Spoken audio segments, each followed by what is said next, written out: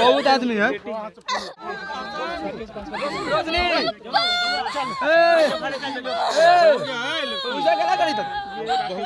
बहुत आदमी है। कुछ नहीं हो। चलो जल्दी अति करो।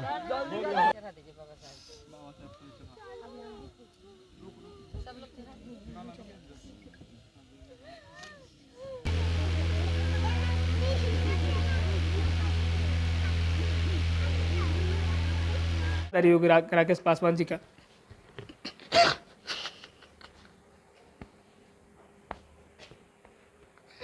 हिम्मत करिए। दलित क्या भूमिहार में भी जो जिसको सताता था उसको भी, राजपूत में भी अनेक सारे जाति के लोग आते थे यहाँ। मेन अपराधी तक पहुँचा ही नहीं और मेन अपराधी के बारे में बताया भी नहीं। लोग बोला कि गरीब तबके लोग थे, शोषित वंचित समाज के जो लोग थे। एक उम्मीद था कि राकेश पासवान कोई है, अगर मेरे लिए बोलने के लिए आएगा, मेरे लिए लड़ने के लिए आएगा तो राकेश पासवान आएगा। पूरे जिला में राकेश पासवान का एक अलग पहचान था। गरीब का चक्र है। जिस दिन इंजीनियर राजकुमार पासवान सदन में पहुंच जाएगा उस दिन राकेश पासवान के हत्यारा सलाखे के पीछे होगा। और जो मानसिकता के लोग ये कहते हैं कि हम भूमिहार हैं, चमार थोड़ी ना है। इन्होंने बताया कि जो असली हत्यारा है, असली साजिश करता है, उस तक लोग नहीं पहुंच पा रहे हैं, सरकार नहीं पहुंचने दे रही। अब कुत्ते बिल्ले के मरने पर सीबीआई की जांच कर देते हैं। एक जन मान लीजिए जो शोषित वंचितों की आवाज़ उठा रहा है, उसके लिए आप मंत्री रहते हुए, केंद्र में मंत्री रहते हुए एक आवाज़ तक, मैं माना कि आप वहाँ के लिए हनुमान हैं, वहाँ के लिए गधे हैं, जो भी हों। न्याय मिलेगा या नहीं मिलेगा, अभी तक तो वही चल रही है। नहीं मिल सकता है। आप ये जो सेटअप है, जो केंद्र सरकार का जो सेटअप है, उस सेटअप में आप कल्पना नहीं कर सकते हैं कि शोषित वंचित, खास करके दलित समाज का और उन लोगों को जो आवाज़ उठाते हों, उनको न्याय मिलेगा। अभी हम वही वीर सपूत की धरती पर है, वैशाली जिले में लालगंज में वो राकेश पासवान का, जो आप साफ तौर पर समझते हैं, ये दलितों के यहाँ के मसीहा कहे जाते थे। और ये लड़ाई जो थी दलितों, शोषित वंचितों की हक हुकूक की आवाज़ उठाते थे। उनकी हत्या एक साल पहले की गई थी। आज उनकी श्रद्धांजलि सभा है और इस सभा में आज उनको लोग आए हैं उनको नमन करने के लिए। लेकिन उनके घर को दिखा दीजिए, देखिए घर है उनका, राकेश पासवान जी का। यहाँ पे बहुत सारे बड़े बड़े नेता आए राकेश पासवान जी को न्याय दिलाने के लिए। बहुत सारे तमाम सारे सवाल आज हम यहाँ के लोगों से करेंगे, उनके घर वाले से बातचीत करेंगे कि आखिर राकेश पासवान की जो हत्या हुई उसके बाद क्या उनके परिवार को न्याय मिल पाया। तमाम सारी भी बातचीत करेंगे और बताएंगे आपको। देख लीजिए, पहले ये दिखा दीजिए, इधर ये देख लीजिए, ये जो गोल चक्र आपको दिख रहा है, यही गोली का निशान है। यही राकेश पासवान इसी जगह पे थे और यहीं पे उनको गोली मारी गई थी। दूसरी तरफ भी आप दिखा दीजिए, इधर ये दिखा दीजिए, यहाँ पे भी ये गोली का निशान है जो बताया गया है कि इस जगह पे गोली लगी थी। और देख लीजिए, आज श्रद्धांजलि सभा है और उनकी सभा में लोग आए हैं उनको नमन करने के लिए। लेकिन देखिए, बात ये भी कर ले कि आखिर राकेश पासवान को अभी तक क्या न्याय मिल पाया, जो उनके परिवार की जो मांगे थी वो हो पाया। वो कितने सारे नेता आए यहाँ पे, बहुत बड़े बड़े नेता आए, चाहे चिराग जी की बात कर लो या फिर अन्य जो पार्टियाँ हैं, चंद्रशेखर आज़ाद, रावण, तमाम सारी पार्टी के जो नेता हैं वो आए यहाँ पे। लेकिन आखिर एक सवाल है गूंज रहा है इस वैशाली की धरती पर, इस लालगंज की धरती से लोग जानना चाह रहे हैं कि क्या राकेश पासवान को न्याय मिला। ये तमाम सारी सवाल हम यहाँ के लोगों से करेंगे। उनके घर के परिवार भी हैं, उनसे भी बात करेंगे। पहले नाम क्या हुआ आपका? राकेश पासवान हुआ, पूर्व जिला पार्षद। अच्छा, पूर्व जिला पार्षद। राकेश जी के बड़े भाई हुए। बड़े भाई हैं। चलिए, राकेश जी के बड़े भाई हैं, इत्तेफाक से हमको मिल गए राकेश जी के बड़े भाई। इधर आ जाइए, थोड़ा दिखा दीजिए थोड़ा। सर ये बताएंगे कि आज श्रद्धांजलि सभा है तो बहुत याद आ रही होगी राकेश पासवान जी का।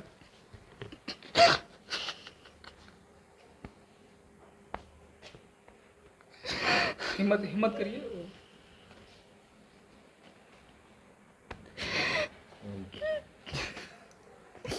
क्या बोले, 13 तारीख के अगले साल जी 13 अप्रैल को साहब में मेरा भाई उस जगह पर बैठा हुआ था जी, माँ के साथ।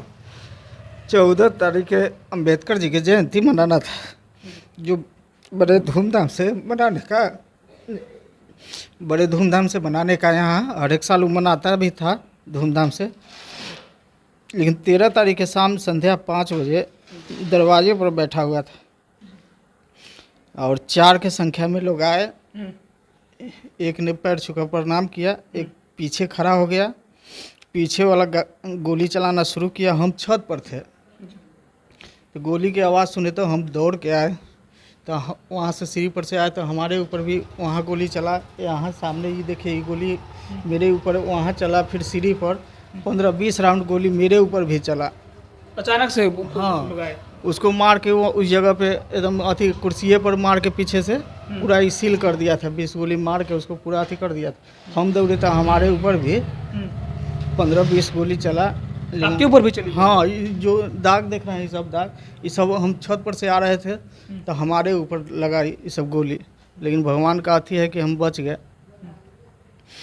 आखिर राकेश पासवान की गुनाह क्या थी? कुछ नहीं, गरीबों को मदद करता था, यही गुनाह था। किसी दबे कुछ लेकर आवाज़ उठाता था।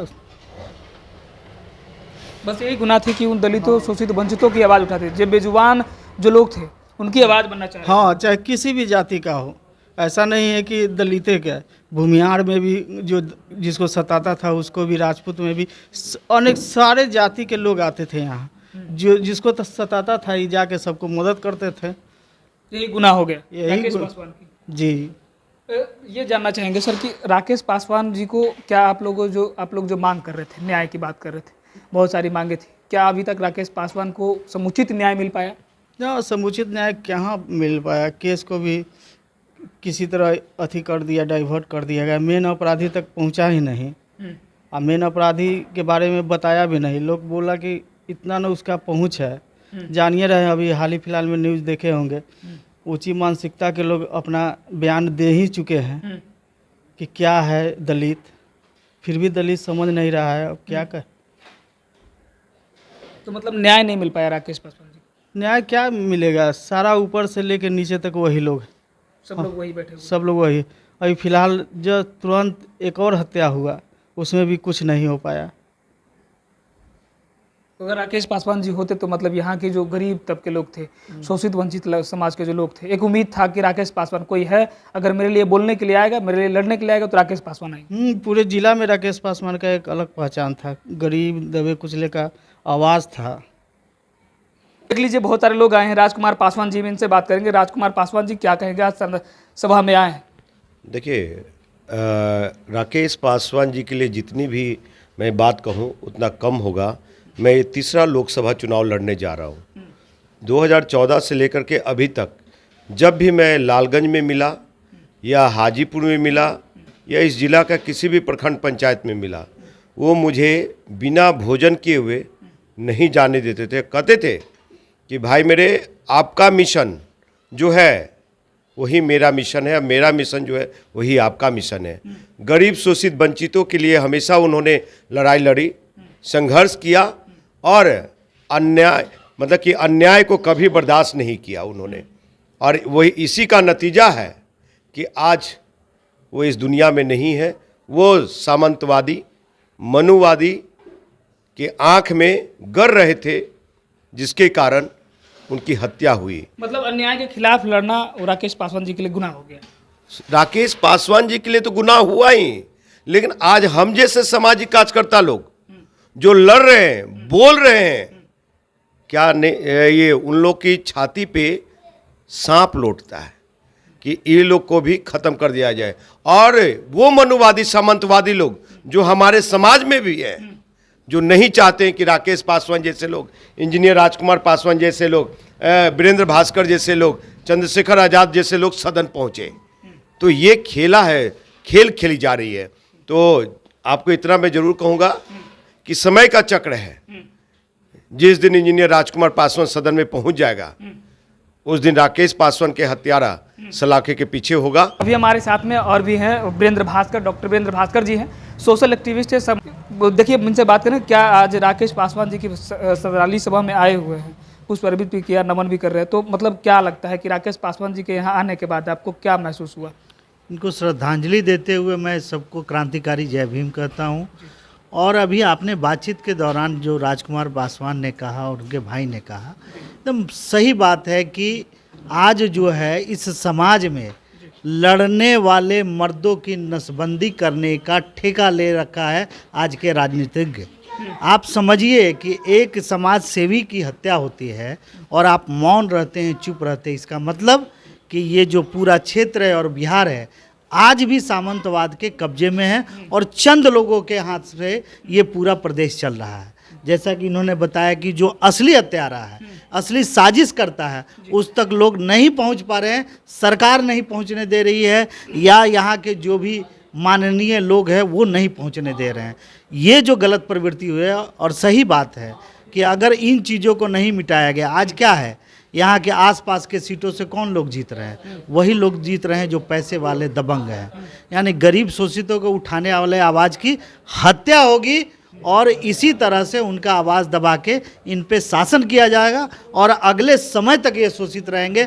मैं अपनी श्रद्धांजलि देते हुए मैं आप लोगों से कहना चाहता हूँ, तमाम वैशाली की जनता को, कि आप इन सब चीज़ों से बचे। ऐसे बहादुरों को नमन करते हुए अपने भी कामना करें कि अपने घर में भी ऐसा सपूत पैदा हो। सर एक सवाल कि राकेश, जिस तरह से राकेश पासवान जी के भाई हैं आपके बगल में बैठे हुए, इन्होंने कहा कि अभी तक जो राकेश पासवान को समुचित न्याय मिलना चाहिए वो न्याय नहीं मिल पाया। यहाँ पे बड़े बड़े नेता आए, सब आए, सबने अपनी फोटो खिंचवाई और सबने अपनी बात रखा, लेकिन अभी तक न्याय नहीं मिल पाया। जो सवाल है कट टू कट सवाल है। देखिए सवाल यही है, नहीं सवाल यही है कि इसी क्षेत्र के नामी गिरामी चिराग पासवान जी होते हैं, रामविलास पासवान के पशुपति पारस जो मंत्री होते हैं, उनका ये राष्ट्रीय सचिव हुआ करते थे। उन्होंने आज तक मांग नहीं किया कि इस हत्या के पीछे सीबीआई जांच होनी चाहिए। आप कुत्ते बिल्ले के मरने पर सीबीआई की जांच कर देते हैं। एक जन मान लीजिए जो शोषित वंचितों की आवाज़ उठा रहा है, उसके लिए आप मंत्री रहते हुए, केंद्र में मंत्री रहते हुए एक आवाज़ तक, मैं माना कि आप वहाँ के लिए हनुमान हैं, वहाँ के लिए गधे हैं, जो भी हों, उससे सवाल नहीं है। सवाल है कि आप मांग तो कर सकते थे ना कि राकेश पासवान की अगर समुचित हत्या का सुराग निकालना चाहिए, सीबीआई को जांच लेनी चाहिए। केंद्र सरकार के पाले में रहता कि वो सीबीआई की जांच करेगा अथवा नहीं करेगा। मोदी के हनुमान बनने से तो क्या होगा? आप सिर्फ सीना चीर के दिखाएंगे और लोगों को गुमराह करेंगे, पूरे देश को गुमराह करने के, और रिजर्व सीट से जाएंगे और अपने आप को दलित कहेंगे। तो न्याय मिलेगा या नहीं मिलेगा? अभी तक तो वही चल रही है। नहीं मिल सकता है। आप ये जो सेटअप है, जो केंद्र सरकार का जो सेटअप है, उस सेटअप में आप कल्पना नहीं कर सकते हैं कि शोषित वंचित, खास करके दलित समाज का और उन लोगों को जो आवाज उठाते हों, उनको न्याय मिलेगा, क्योंकि ये कॉर्पोरेटों की सरकार है। चलिए तो देख लीजिए, हमारे यही राकेश पासवान जी के घर के पास में थे, यहीं पे उनको धराधर गोलियों से भून दिया गया था। और ये जो जगह हम अब दिखा रहे हैं, इधर ऊपर छत पे जाता है और यहाँ से देख लीजिए, आप इसको दिखा दीजिए थोड़ा फिर से। यहीं गोली लगातार चली। इनके भाई इधर से उतर रहे थे, ये क्या नाम सर आपका? मुकेश पासवान जी यहीं से उतर रहे थे, लेकिन इनके ऊपर भी गोलियां चलाई गई। ये तो कैसे कैसे बच गए, बोले कि मतलब खुद इत्तेफाक से बच गए। लेकिन देख लीजिए किस तरह से गोलियों से लगातार मतलब कि मारने का प्रयास किया गया इनके भाई को भी। और राकेश पासवान की तो हत्या हुई। लेकिन जरा समझिए कि आखिर दलित समाज के जो युवा आजकल जो आवाज़ उठाने के लिए, अपने समाज के लिए लड़ने के लिए प्रयास कर रहे हैं, उनके हक अधिकारों के लिए लड़ने के लिए निकल रहे हैं, तो उनको गलत केस में फंसाया जाता है, जेल में डाला जाता है, नहीं तो किसी प्रकार से उनकी हत्या करवाने की साजिश की जाती है। तो बताइए, इस देश में क्या दलित समाज के जो नेता हैं वो सिर्फ सदन में अपनी झंडे मजबूत करने के लिए, अपनी राजनीति चमकाने के लिए है? क्या अभी तक राकेश पासवान को जो न्याय मिलना चाहिए था, जो समुचित न्याय मिलना चाहिए, वो अभी तक नहीं मिल पाया? जो कि आपने सुना इनके भाई से, राकेश पासवान जी के भाई से आपने सुना कि इन्होंने साफ तौर पे कहा कभी मेरे भाई को समुचित जो न्याय मिलना चाहिए वो नहीं मिल पाया। और जो अपराधी है, जो अपराधी मेन रूपी जो अपराधी है, वो अभी खुलेआम घूम रहा है। बाकी राकेश पासवान जी के घर हम भी आए तो आज आपको बता दें कि इतने समय में हमने पत्रकारिता करा, लेकिन आप समझिए देश शहर के हमारे शरीर जो है वो कांप रहा था, इसलिए कि आज वो ऐसे योद्धा जो जिसने समाज की लड़ाई एक मजबूती से लड़ने का काम किया था। कभी भी चाहा तो उनकी विधायक और मंत्री सांसद बनने की नहीं थी, लेकिन समझिए जरा सा समाज में इन्होंने कहा कि इस लालगंज में, इस वैशाली की धरती पर जब राकेश पासवान की एक नाम थी, एक उनको पहचान मिला था, वो कि शोषित वंचित चाहे किसी भी समाज के लिए हो, जो उनको सतारा उनके खिलाफ लड़ने का काम कर रहे थे, उनकी लड़ाई लड़ने का काम कर रहे थे। लेकिन राकेश पासवान की जिस तरह से हत्या हुई कि आने वाले समय में आप समझ लीजिए कि राकेश पासवान जैसे जो युवा निकल रहे हैं समाज के लड़ने के लिए, क्या वो हिम्मत करेगा? क्या जिस तरह से राकेश पासवान के न्याय को कुचला गया, क्या आगे आने वाले समय में राकेश पासवान जैसे दलित के जो नेता हैं, जो समाज के युवा निकल रहे हैं, क्या वो लड़ने के लिए समाज में बाहर निकलेगा? क्या वो इस तरह से आवाज़ उठाएंगे, एक बड़ा सवाल है। बाकी इस वीडियो के माध्यम से आप लोग क्या समझते हैं, अपनी प्रतिक्रिया हमारे साथ जरूर करिएगा।